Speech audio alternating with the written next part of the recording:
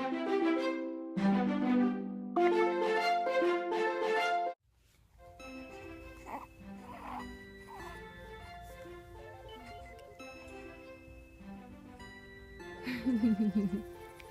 everyone, this is Isaiah, and he is 1 month old.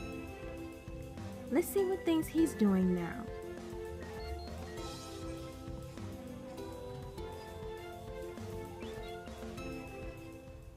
Hey baby. So Isaiah is now kicking his feet out.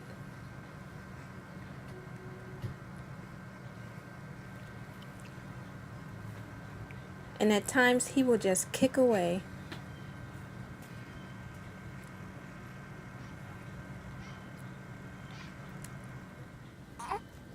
And he likes to smile at mommy.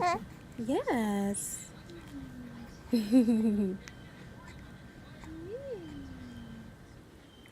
He holds his head up. Has a nice strong neck. And he follows sounds and objects with his eyes. So Isaiah is doing everything a 1 month old is expected to do. Good job, Isaiah.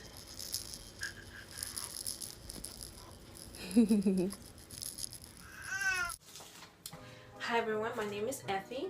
Welcome to my channel. To any new visitors, today I'm gonna just give y'all a 1 month postpartum update. And so just to start, at the end of my pregnancy I was weighing at 137, and after a month now after delivery I'm now weighing 117. So I lost about 20 pounds within a month after giving birth, and I'll show you how my belly looks now.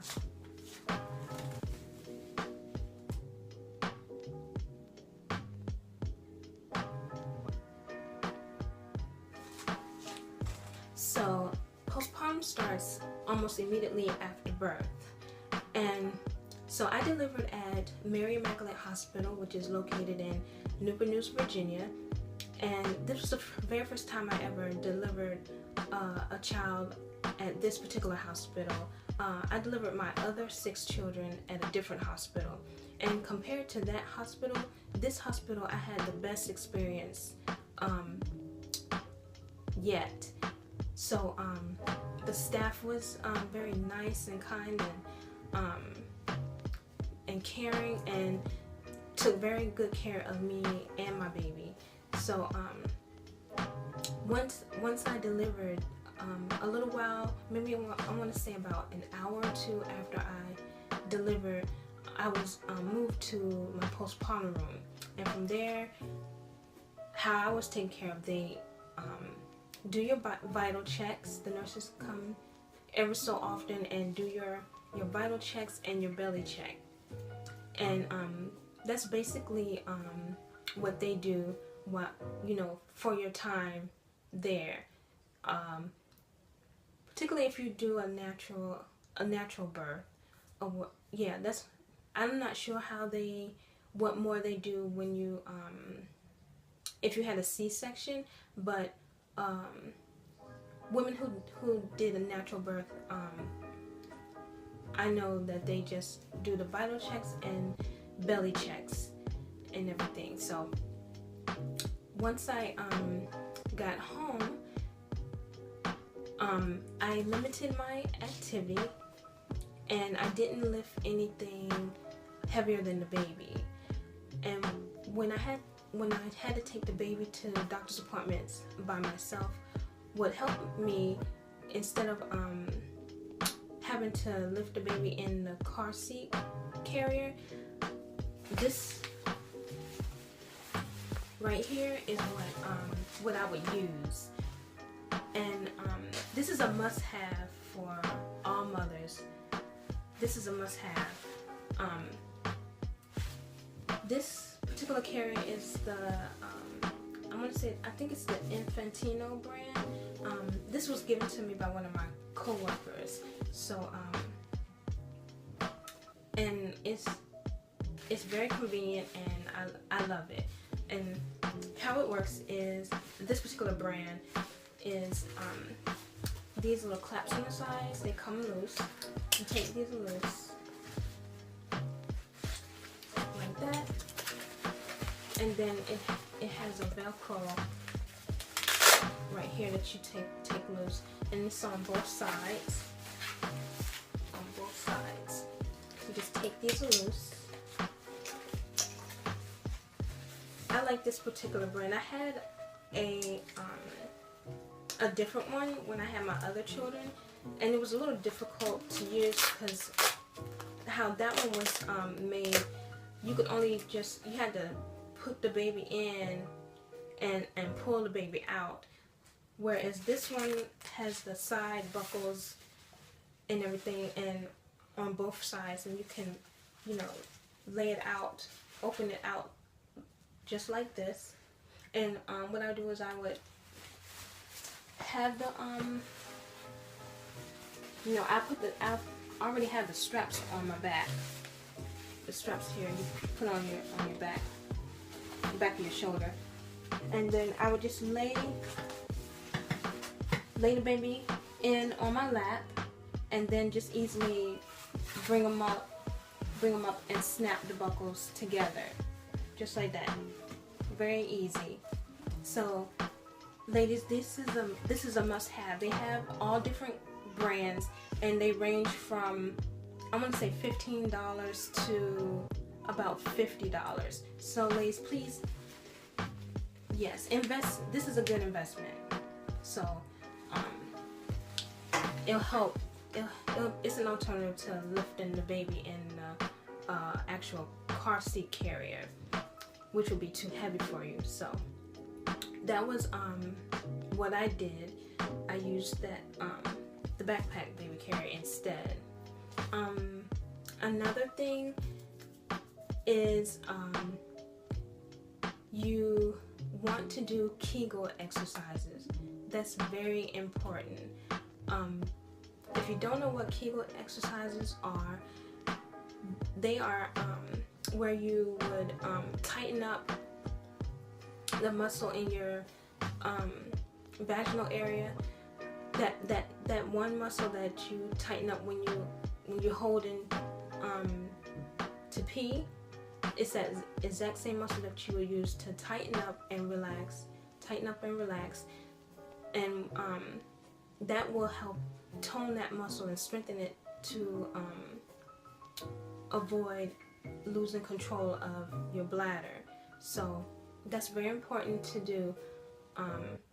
So make sure that you do those exercises, and you can practice like before you deliver, and you can do these exercises at any time. It doesn't necessarily have to be at the time that you deliver, but just at any time, just to keep yourself toned down there, so that you never have any problems with losing control of your bladder. So that's very important. Another thing, when we all know that we bleed after we deliver our babies, so they say the more activity that you do, the more you bleed. So that's why doing less activity is important. So limit your activity. I only bled for about 2.5 weeks. So some women may bleed a little longer, but I only bled 2.5 weeks. And you don't want to use tampons. Do not use tampons. Just use the pads, because it's just safer. It's just safer to use pads versus the tampons. Another thing, if you have really bad stretch marks, I don't necessarily experience stretch marks that bad. When I do get them, they're only around my navel area, and they're very small. But one thing that you can use to help with stretch marks is raw shea butter. You can find this at your local beauty supply store. I got this one for it was $4.99, $5 and some change basically, for a 16-ounce tub. And this bad boy will last you for months. Yes, so it's a good investment, and it does help with stretch marks. As it'll read here that it helps with stretch marks. So this is something that you may want to try, you know, to heal your stretch marks if you have stretch marks. So what else can I think of? Oh, one idea that I got off of Pinterest, they suggested eating dates. Dates, if you don't know, it's a fruit relative to raisins, but they're much bigger, like the size of prunes, just about. They don't taste like prunes, they have their own acquired taste, but dates help with hemorrhaging and blood clotting. So I did pick up some dates from the store, like the organic kind. They have a commercial kind and the organic kind, so I did get some dates, and I did have them with me while I was at the hospital so I could take them after I delivered. But yes, that does help with hemorrhaging and blood clotting. Now you do have some normal clotting. Clotting would be more so like just small clots. That's normal. Anything like, I want to say, bigger than a dime, that's a concern. So you will pass clots, the normal size, the normal clots, just the small ones. But dates supposed to help with hemorrhaging and you know, clotting. I've never experienced any hemorrhaging or abnormal clotting before, so I can't tell you if the dates really work for me. But if that's something that you would like to try, then you try that. They say to take 6 a day, eat 6 a day. I didn't eat 6 a day because they just taste a little too sugary for me. So I honestly just ate 2 a day, and I say I ate them for about a week right after I delivered and everything. So they suggest that you take them, you know, I think at the beginning of your 3rd trimester, start taking them.